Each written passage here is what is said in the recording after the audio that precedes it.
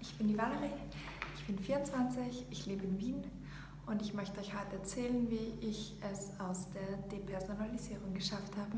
Bei mir ging das Ganze mit 17 Jahren los, nach meiner Matura. Da habe ich eine Panikattacke bekommen und ja, dann ging es schon direkt mit allen möglichen Symptomen los. Ich hatte existenzialistische Gedanken, deterministische Gedanken und habe mich gefragt, wieso ich Entscheidungen treffe, wieso ich bestimmte Bewegungen mache. Mir war mein eigener Körper total fremd. Handbewegungen, Körperteile. Ich habe mich gefragt, wo in meinem Körper ich überhaupt sitze. Bin ich jetzt nur mein Gehirn? Und ja, ganz komische Gedanken. Ebenso hatte ich Angst vor meinen eigenen Sätzen, vor meiner eigenen Stimme. Ich habe mich entfernt gefühlt, wie in einem Traum, wie in einer fremden Welt, versteckt hinter einem Schleier und habe mich einfach nur gefragt, was ist los? Ich hatte auch Symptome von der Derealisierung, das ist, wenn man die Umwelt fremd wahrnimmt.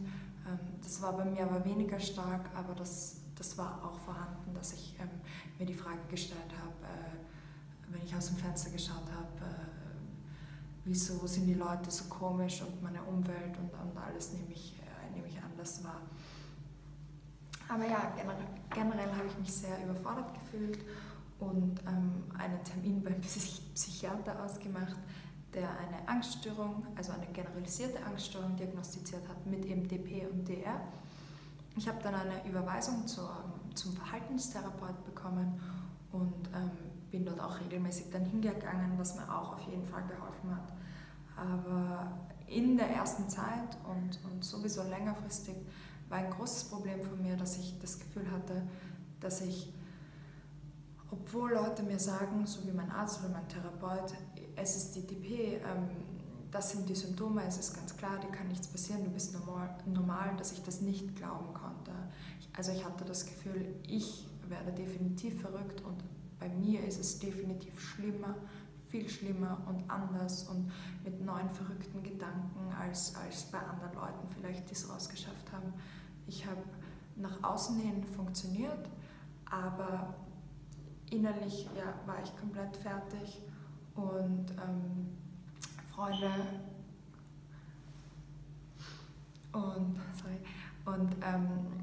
Freunde hätten vielleicht gesagt, ja, du wirkst eh normal, aber ich wusste echt nicht, was abgeht. Ich habe das Gefühl gehabt, ich antworte automatisiert, das bin gar nicht ich, die antwortet. Und ich wurde irgendwie zu einer anderen Person, ich wurde introvertierter, ich war verängstigt, gestresst und wollte am liebsten die ganze Zeit schlafen und einfach nur zu Hause sein, um diesen Zustand zu vergessen. Ja. Ein bisschen was zu meinem Alltag. Bin jeden Morgen aufgewacht, hat ein paar Sekunden gebraucht und dann ist mir schon eingefallen, oh mein Gott, ist die DP noch da? Klassiker, wahrscheinlich haben das die meisten, aber ja, ich kann euch sagen, ja, sie war immer noch da.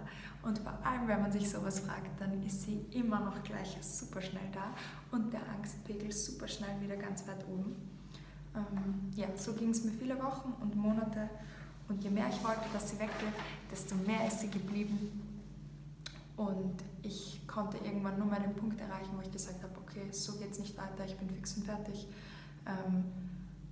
Ich habe dann echt versucht, umzudenken und versucht mir zu sagen, okay, ich werde jetzt damit leben, weil ich möchte nicht länger mit einem Feind leben und die DP wurde zu meinem Feind und ich habe beschlossen, dass ich das nicht länger zulassen möchte und dass eventuell ich für den Rest meines Lebens so leben muss, aber ich werde es auf jeden Fall versuchen, dass ich lerne, das anzunehmen, weil ja, das kann einem jeder Therapeut sagen, Dinge anzunehmen ist besser als ewig dafür zu kämpfen, sie loszuwerden. Und ich habe es ein bisschen als Challenge gesehen, dass ich von diesem, ich will aus dieser Situation flüchten, zu diesem, ich kann es aushalten komme. Oder ich halte die Situation eben aus und ich gewinne Stärke dadurch, dass ich das aushalten kann. Und im Nachhinein gesehen, jetzt wo ich die DP los bin, ist es einfach das, was mir auch hilft oder was ich einfach abgespeichert habe, dass ich jetzt nicht mehr die Erwartung habe, dass es nie wiederkommt, es kann wiederkommen. Aber ich weiß, dass wenn es wiederkommt, dann halte ich es einfach aus und es wird wieder weggehen.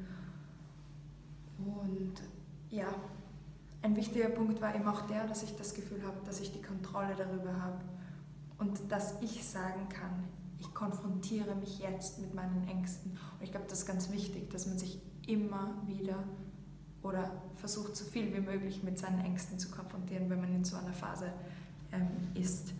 Dass man sagt, ja, ich hole mir jetzt den Gedanken her, ich konfrontiere mich damit, ich weiß, es ist nur ein Gedanke und ich weiß, mir kann nichts passieren. Und dann hole ich mir den Gedanken, denke darüber nach und stelle mir vor, was alles sein kann, was alles passieren kann oder was weiß ich. Und dann sage ich auch wieder so, jetzt lasse ich dich gehen und realisiere, okay, es war gar nicht so schlimm. Und durch dieses Ich führe das so aus, habe ich auch das Gefühl, ich gewinne an Kontrolle. Weil ich kann dann bestimmen, wann, wie lang und wie genau. Und ja, sonst ist man einfach nur ein Zuschauer von seinem eigenen Leben. Das war bei mir ganz lange so und ich habe einfach aus Angst alles über mich ergehen lassen und hatte das Gefühl, ich habe null Kontrolle. Und ich glaube, so geht es ganz vielen mit der DP, dass man einfach das Gefühl hat, man hat über absolut nichts eine Kontrolle. Ich weiß, es ist leichter gesagt als getan, aber es ist eben wichtig, dass man da nicht panisch drüber denkt und sich dann wie gelähmt fühlt und ewig denselben Fragen nacheifert, die man beantworten möchte. Aber wenn man auch Fragen nicht beantworten kann, dann ist es, glaube ich, eben auch wichtig zu checken, dass man das nicht kann und dass es okay ist. Und mir hat das eben auch nichts geholfen. Ich bin durch dieses ewige, ich muss eine Lösung finden, bin ich nicht rausgekommen. Es hat eher das Gegenteil verursacht. Und eben deshalb habe ich beschlossen, dass ich da was anderes probiere. Und das war eben, dass ich aufhöre, Widerstand zu leisten, dass ich sage, ich gebe mich dir hin, DP, ich leiste keinerlei Widerstand mehr und ich werde das Ganze aushalten. Also eben, es geht viel um das Thema, etwas auszuhalten, lernen, etwas auszuhalten. Vor allem, wenn man weiß, dass einem ja wirklich nichts passieren kann. Aber die Angst lähmt so sehr, dass man dann irgendwie ja, das nicht richtig schafft. Und bei mir hat es geholfen,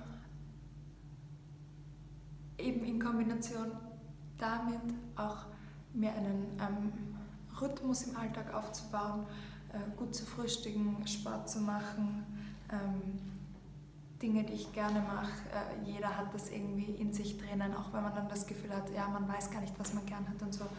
Ich wusste zum Beispiel, ich liebe es, Tennis zu spielen, habe ich schon immer als Kind und das ging dann auch gut automatisiert und dann war ich zeitweise TP-frei davon und dann speichert sich das Gehirn ab und ja, so kommen immer mehr Situationen zusammen, wo man merkt, oh okay, es hat gut geklappt und ich war sogar TP-frei und ja, es ist einfach ein Kampf, aber es lohnt sich und es ist machbar und ich glaube, sobald das Gehirn dann verstanden hat, worum es geht und dass dieser blöde Schutzmechanismus auch mal aufhören kann, ist es machbar für jeden. Also egal, ob man das schon 10 Jahre durchgehend hat oder ob man das etappenweise immer wieder bekommt, weil man es noch nicht verstanden hat oder also das Gehirn das noch nicht verstanden hat, wie es zu handeln hat.